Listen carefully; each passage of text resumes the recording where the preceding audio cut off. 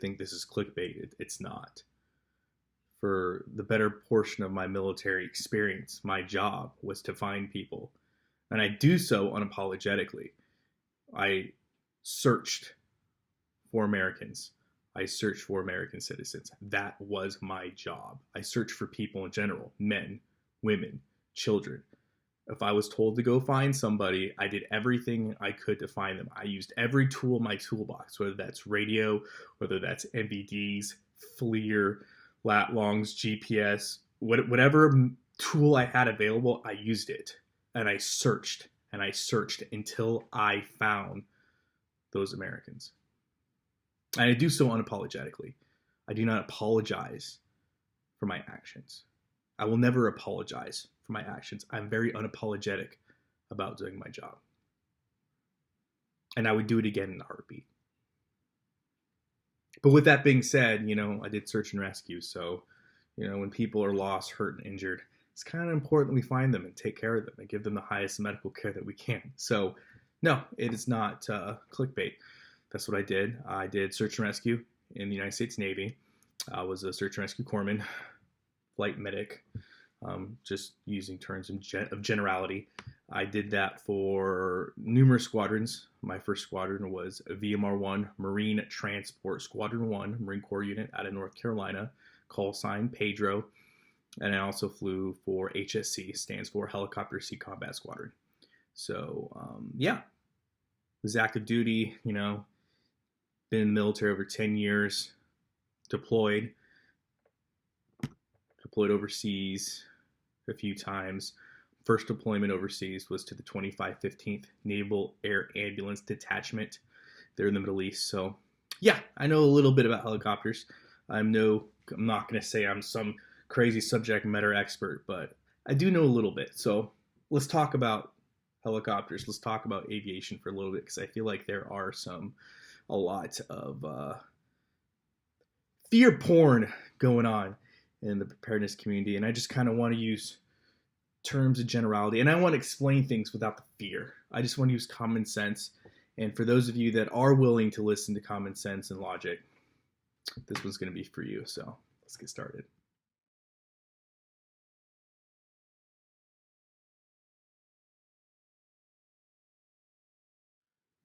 So I know there's a lot of videos going around, people talking about seeing an increase of activity of military aircraft, or so they say. And I know a lot of people specifically have been talking about the Presidential Squadron, also known as HMX TAC-1, HMX-1, and just aircraft in general, whether we're talking about helicopters, we're talking about jets, other kinds of fixed-wing aircraft. And so coming from the aviation community, I just kind of want to break some things down for you guys so you guys can have kind of a better understanding of what it is that you may be seeing, okay? So I'll tell you what my thoughts and opinions are that are just based in factuality, and you guys make your own decisions. Because here's the thing.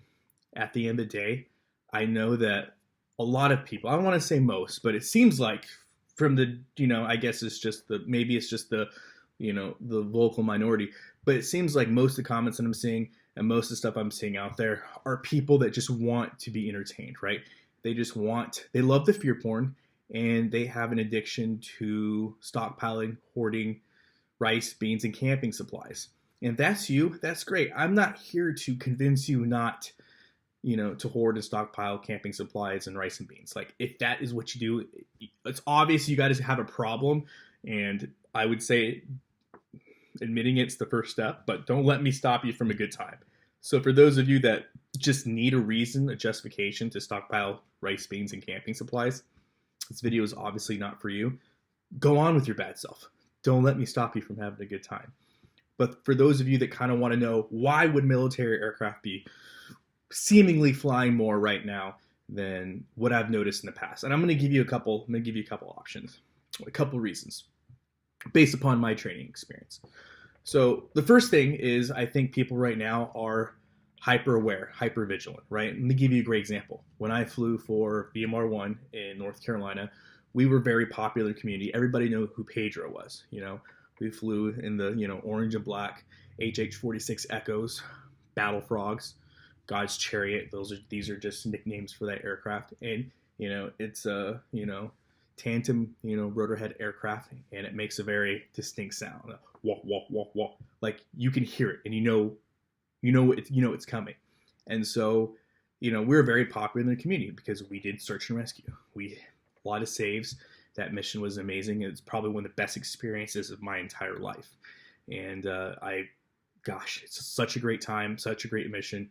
Some of the best guys in the world are there, and a lot of our pilots come from HMX-1 actually. And so, working with some of the top-notch professionals there, and I can tell you that we flew all the time. I mean, you had that. I mean, though that squadron flew multiple times a day, and it flew in the community. We did search and rescue, so our AOR, area of operation, we had to be very familiar with the ins and outs. We needed to know landmarks. We needed to know waterways. We were constantly looking at weather charts, constantly looking at tide charts, making sure that we were familiar with that general area, because we were tasked with making sure that if somebody got lost, somebody got hurt, somebody got injured, we were able to help them. We were essentially the 911 to 911. When local authorities couldn't do it, they tapped out Pedro to help fulfill some of those mission sets. So with that being the reality, we flew a lot. It's like I said, morning flights, afternoon flights, evening flights, constantly flying. And so for those people that, met me and they learned I was part of the Pedro cruise, I found something interesting that they would tell me, hey, are you guys, how many missions did you guys do yesterday? I heard you guys a bunch yesterday. And we were just flying normal. We may not have done a single mission that day, but since they knew somebody that was on that flight crew, all of a sudden they started to realize and recognize it more. And it's that hyper awareness. And I feel like a lot of times we're more hyper aware of things because of our own consciousness, of our own psyche, right? Especially if you're, more in this paranoid state, where you're just paranoid all the time. That could be one reason, or just the fact that somebody had made mention of it, and now every time you go out, you're realizing something that you didn't realize was there. That's one possibility. That's number one. Number two, helicopters, aircraft, we have to train a lot. Just to put things into perspective for you. Before I ever put a real tourniquet on a real injured person, I had done thousands of those iterations. Literally performed thousands of, practices of putting a tourniquet on. Over 1,000 iterations of putting a tourniquet on somebody, putting a tourniquet on myself. So by the time I did it in real life, it was second nature. The same thing with any mission in a helicopter, right? If your job is search and rescue, you have to jump out of that helicopter to rescue somebody. Therefore, you will probably have hundreds of iterations of that before you actually ever do it in real life. Simply put, that's how it goes. And different helicopters have different mission sets, right? So if you're HMX-1 and your mission is to fly the president around, you are going to practice a lot of formation flying because that is what you do. So therefore, you're going to train how you fight. So you're going to fly hundreds upon hundreds of formation flights before you actually do it in real life for the President of the United States of America. It's just what it is. It's how it goes. So they train a lot, right? And so I think a lot of this is just people are just being hyper-focused on it and they're noticing it more. But there also is an administrative reason for why you may see more flying. We'll get to that here in just a second.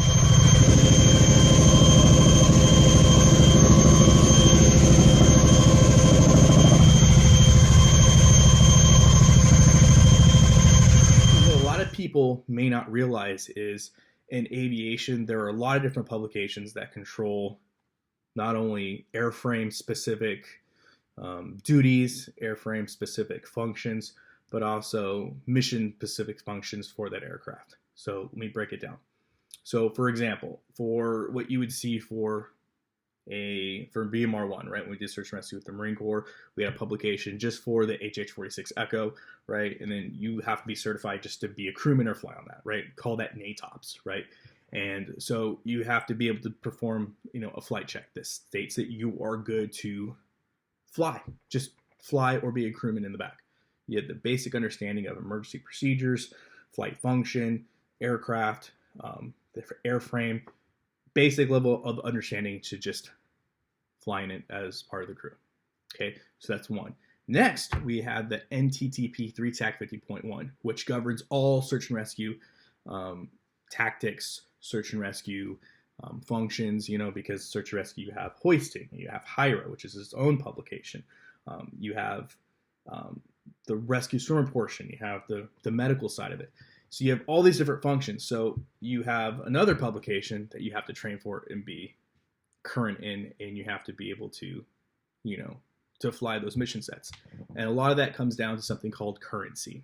Okay. Currency meaning that you have done enough flight hours doing, for example, a big popular one is goggles, right? You have enough flight hours on goggles to be able to be current where you can do it independently of a lead or an instructor. So what happens is, and for those of you that ever worked in a squadron, you know that once you get behind the tempo, once you get behind the power curve, it's really hard to catch up sometimes, especially if you are having manning issues, flight hour issues, maintenance issues. And guess what's been going on with this whole year? COVID-19, right? So not only are you having manning issues trying to get, qualified people from the fleet, that's been an issue. So low manning, flight hours, right? What you're able to do, all these different things are coming into a factor of what that aircraft, what that squadron is able to do. So I can tell you, a lot of squadrons right now are behind on flight hours. They are. COVID has been rough on the entire fleet. So they have not been flying as much as they normally do. And so what happens? You create a pitfall of people not being current. Let me give you an example. I'm a crew member in the back. I've been on vacation for 2 weeks, and so I haven't flown in 2 weeks. And my last week before I went on vacation, I was flying days. So I have not done any kind of NVD flights at all, night vision goggle flights at all, right? And let's say there's a pilot who also hasn't done night vision flights, but also hasn't done instruments or anything like that. He hasn't been able to get in simulator or whatever, right? So you have these crew members that, hey, I haven't flown nights in 2 or 3 weeks. Well, therefore, they have to repunch their currency. They have to get back in the cockpit, back in the back, in the cabin, fly with NVDs for a couple hours with a certified instructor to say, yeah, old boy's good. He's good to go. So with that being said, you are now trying to get this flight schedule arranged to where you can have people that are qualified to fly to perform that mission, right? And especially if that mission's, flying the President of the United States around, everything has to be annotated, everything has to be good to go, regardless of what mission you're doing, right? So constantly you're finding these pitfalls of, hey, we are just trying to do the bare minimum and get these flights out so we can get people punched. I remember there were times where, being in the back of a Battle Frog, Presidential Squadron, HMX-1, they have Battle Frogs, or they at least used to. A helicopter, you can put people in the back. So it was not uncommon for us to do approaches or Doppler approaches where a pilot needed so many NVD Doppler approaches.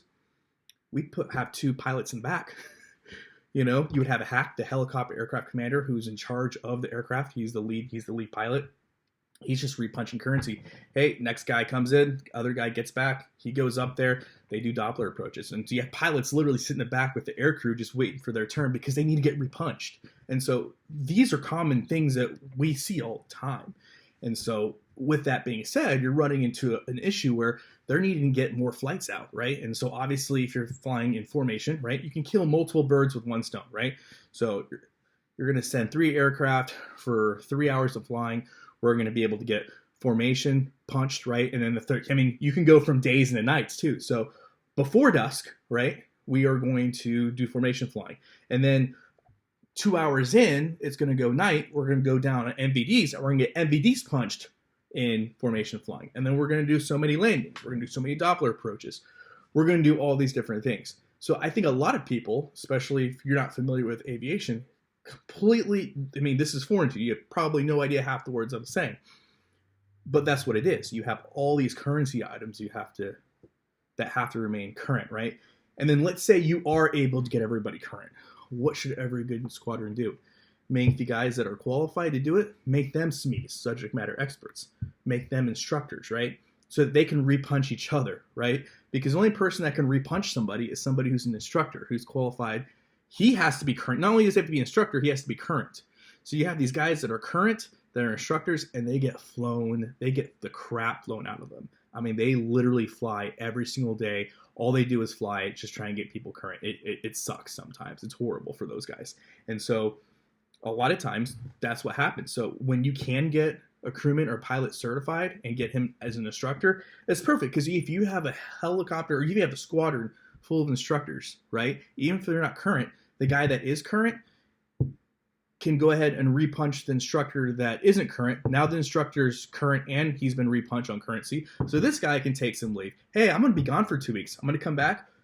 Hey, bro, you're going to repunch my MVD currency. Perfect. So that's ideal is when you have a healthy squadron full of guys that are not only current, but they're instructors. And if they're not current, they're at least instructors. So they can get their currency repunched and they can start making everybody healthy again. That is aviation for you. And so with this whole COVID-19 thing happening, you have a lot of pilots and you have a lot of crewmen that are needing to stay current. And it's been hard. It's been difficult with everything going on. Let me give you another thing to think about.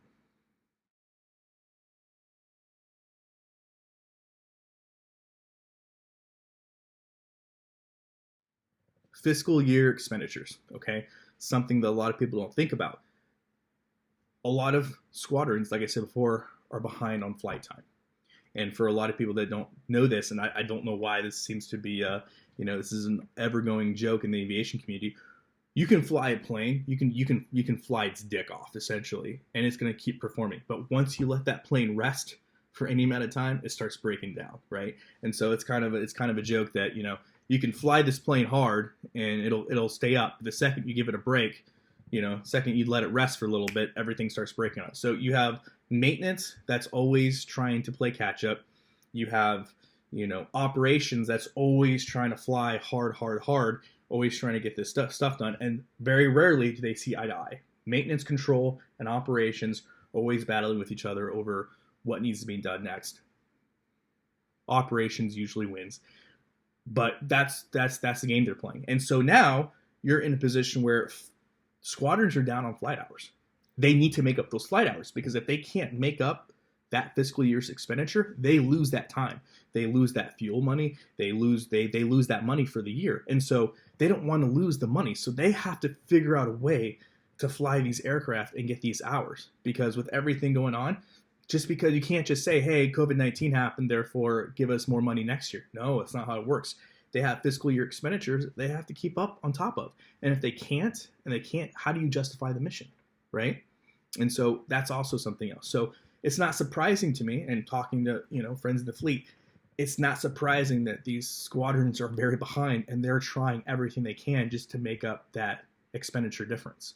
And so while you may think that there's something crazy going on, there's some conspiracies, like I said, don't let me stop you from your shopping addiction here, but there are logical reasons for why helicopter squadrons and aircraft, jet aircraft, all squadrons in general are flying hard right now. Like I said, you have currency issues, you have fiscal year expenditure issues, right? You have training deficits that need to be reached. So you have all these different things that are pushing for more ops, more flying.